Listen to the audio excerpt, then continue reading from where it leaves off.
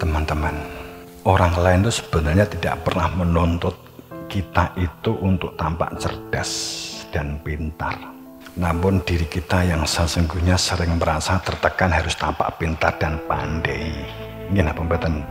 Jane wong kita geblok sapa sing pengaruhin apa ya? Nek ora pinter kemudian maca pinter geblowo-blowo itu kan gak jujur. Keadaan dan situasi yang tercipta adalah tanggung jawab kita bersama. Menjadi manusia yang amanah atau menjadi manusia yang sekedar pintar. Untuk itu kita mengajak bersama, mari kita mewujudkan sebuah sistem pendidikan yang mengkader dengan pendidikan dan pelatihan ini. Pendidikan sebagai sebuah keberlangsungan generasi ke generasi untuk menciptakan generasi yang baldatun toyib tadi, yang yakhruju nabatuh tadi, yang di depan tadi, itu merupakan sumbu pusat gerakan. Ini merupakan sumbu pusat gerakan. Mengerucut. Jadi seperti apa nih? Bentuknya itu apa? Piramid. Titik tertinggi di birokrasi teratasnya, struktur teratasnya adalah pengkaderan demi sebuah keberlangsungan generasi-generasi. Tanpa adanya proses kader mengkader, maka gerakan itu hanya bagaikan paguyuban atau perkumpulan yang tanpa arah dan tanpa sasaran, dan bahkan pasti bisa bubar karena ketiadaan adanya regenerasi dan lenyapnya semangat penghambaan sebagai jiwa fakir. Makanya kalau jenengan punya anak, punya putu dan seterusnya, ini yang harus diperhitungkan juga bagaimana nasib mereka. Walyakshallati la taraku min khalfihim dzurriyyatul dha'afan khafu 'alaihim falyattaqullah walyaqulu qawlan syadida. Jangan meninggalkan generasi anak-anak dan generasi yang lemah, yang rapuh, yang tidak memiliki masa depan dan tidak tahu apa yang diperbuat. Jangan tinggalkan generasi yang lemah. Maka mencermati proses generasi, bagaimana nasib mereka di masa depan terhadap, sehingga kita juga menganalisa moral mental mereka, pola pikir mereka, khawatir terhadap keselamatan mereka. Di angkatan Anda sekarang ini pun cari pekerjaan sulit. Bagaimana anak-anak Anda? Tantangannya semakin besar. Saya di depan tadi mengatakan bahwa bisa jadi kita menghadapi unless generasi. Kita menghadapi generasi yang terperosok, generasi yang gelap. Saat sains dan teknologi itu berfungsi sebagai media untuk mencari informasi, mempercepat informasi dan mengolah data, dan untuk mempermudah mencapai tujuan. Akan tapi jika kita berada di wilayah hanya sebagai pengguna, sebagai user, hanya sebagai pengguna, hanya userly, maka yang terjadi adalah kecanduan.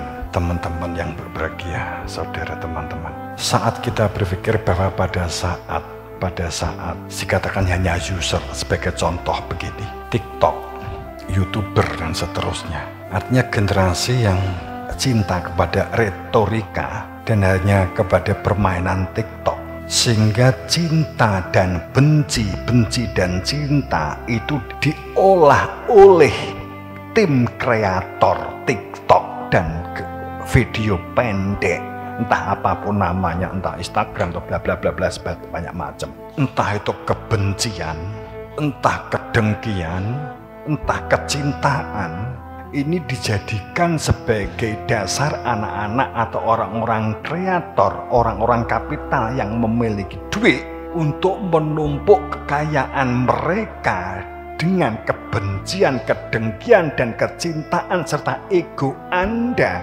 dengan hanya menyisihkan waktu 8 detik sampai 12 detik dengan melihat video, kemudian men-scroll video lanjutan, men-scroll video tidak ada habis-habisnya, selalu diselani dengan iklan-iklan yang Anda harus menontonnya, sedang kontennya tidak memiliki manfaat dan kontennya tidak memiliki dampak, kontennya tidak berfaedah bagi Anda. Tapi hanya karena lucu, karena Anda merasa setiap harinya stres, maka Anda merasa perlu melihat video pendek 8 detik sampai 12 detik. Itu sudah cukup mengarahkan Anda saat Anda mungkin mencintai sebuah film drakor, kemudian itu dibuat pendek 12 detik, maka ini drakor 1, drakor 2, drakor 3. Kamu nggak menemukan drakor 1, digoleki terus, akhirnya kamu melihat video pendek terus satu persatu sampai kamu menemukan berhenti, dan disitulah kemudian iklan akan muncul. Kamu lihat saat iklan muncul sepersekian detik, maka uang itu telah diperoleh bagi orang-orang kapitalis untuk menyedot attention kamu, untuk menyedot perhatian kamu, demi mereka mendapatkan uang dari perhatian yang kamu luangkan. Nggih napa mboten? Kamu ketawa-ketawa, ketiwi-ketiwi, nggak ada temannya di dalam kamar, kakak begitu.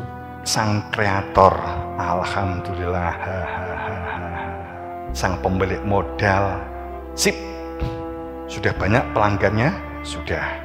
Berapa yang skrip? Sekian kali itu. Berapa persen kamu membuka HP yang memiliki dampak faedah yang bermanfaat dalam kehidupan kamu sehari-hari? Pernah menghitung apa tidak? Banyak manfaatnya atau banyak membuang duit, banyak membuang waktu? Mana kira-kira? Sadar atau tidak sadar, kamu bangun tidur, kamu langsung yang kamu cari HP, meripat urung melek. Nggih napa mboten? Gitu kan. Setelah HP ketemu sing mbok buka apa? TikTok. Mergo langsung di ngarepe kan gitu. Nggih napa mboten? Pikiran dasarnya semula hiburan. Berapa banyak waktu yang terbuang tanpa jenengan sadari?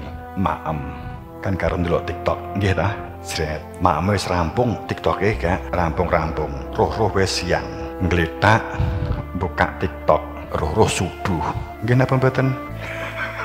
Kamu telah memberikan kontribusi kepada orang-orang pemilik modal untuk memperoleh uang sebanyak-banyaknya, tapi kamu sering mengkritik wong kok golek duit tok. Lah wong sing nyetori lho kowe. Itu bahayanya pada saat IT atau komputer hanya pada fungsi pengguna, teman-teman.